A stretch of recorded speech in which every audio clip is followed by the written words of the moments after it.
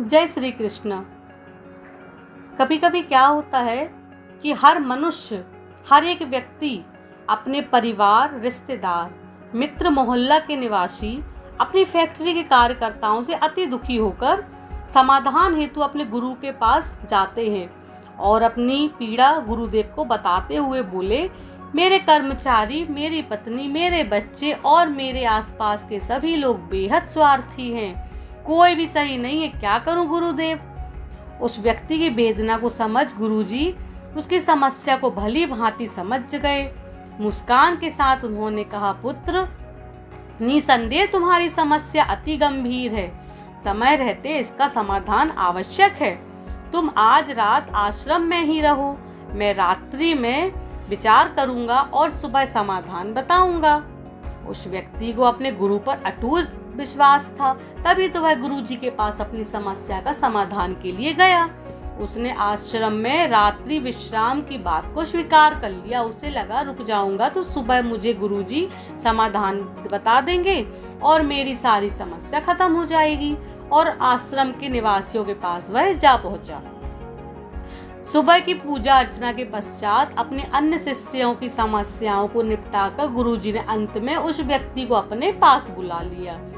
एक रात आश्रम में बिताने के अनुभव को भी वह व्यक्ति अपने गुरु को बताने से स्वयं को रोक न सका और बोला, गुरुदेव, आपके आश्रम में भी स्वार्थियों ने अपना डेरा जमा रखा है, हर कोई आपसे कुछ न कुछ चाह कर यहाँ रुका है। गुरुदेव ने उसकी हर बात को गंभीरता से सुना और अंत में कहा, मैं एक कहानी सुना रहा हूँ, उसे गंभीरता से सुनना, क्योंकि जब भी गुरुजी हमें कोई बात बताएं उसको बहुत ही गंभीरता से सुननी चाहिए, क्योंकि उस कहानी के पीछे जरूर कोई समाधान छुपा होता है। तो गुरुजी ने कहा कि मैं तुम्हें एक कहानी सुना रहा हूँ, उसको तुम ध्यान से सुनो और तुम्हारी समस्या का समाधान इसी में, कहानी में छुपा हुआ है। एक गांव में एक विशेष कमरा था जिसमें 1000 आईने लगे थे। एक छोटी लड़की उस कमरे में गई और खेलने लगी। उसने देखा 1000 बच्चे उसके साथ खेल रहे हैं और वो उन बच्चों के प्रतिबिंब को देखकर खुश हो जाती। जैसे ही वो अपने हाथ से ताली बजाती, सभी बच्चे उसके साथ ताली बजाते।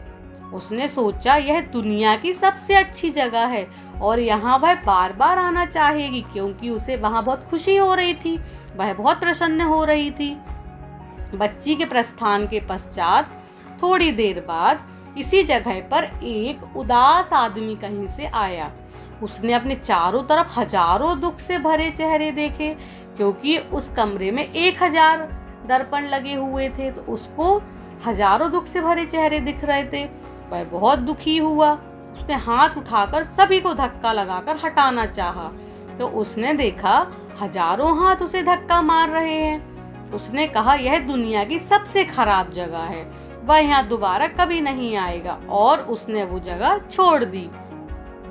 ठीक इसी तरह यह दुनिया एक कमरा है जिसमें हजारों शीशे लगे हैं। जो कुछ भी हमारे अंदर भरा होता है वही प्रकृति हमें लौटा देती है। यदि हम प्रसन्न होते हैं तो प्रकृति हमें प्रसन्नता लौटाती है। जैसे वो छोटी बच्ची खेलने जाती है, प्रसन्न रहती है, तो उसे लगता है कि 1000 लोग उसके साथ खेल रहे हैं, और वही दुखी व्यक्ति जाता है तो वहाँ पर उसे सब दुखी दिखाई देते हैं, उसे लगता है कि सबसे दुखी जगह है। तो हम जैसा रहते हैं वैसा प्रकृति हमें लौटाती है। संसार हमें अपने मन के अनुरूप ही दिखता है, इसलिए अपने मन और दिल को साफ रखना चाहिए। यदि हम अच्छा सोचेंगे, अच्छे विचार मन में लाएंगे तो अच्छा होता है। यकीनन तब यह दुनिया हमारे लिए एक स्वर्ग की तरह अनुभव होती है। संसार को सुधारने की आकांक्षा रखने वालों के लिए सर्वप्रथम आवश्यक है कि हम स्वयं में सुधार करें, संसार अपने आप सुधर जाएगा। जय श्री कृष्ण।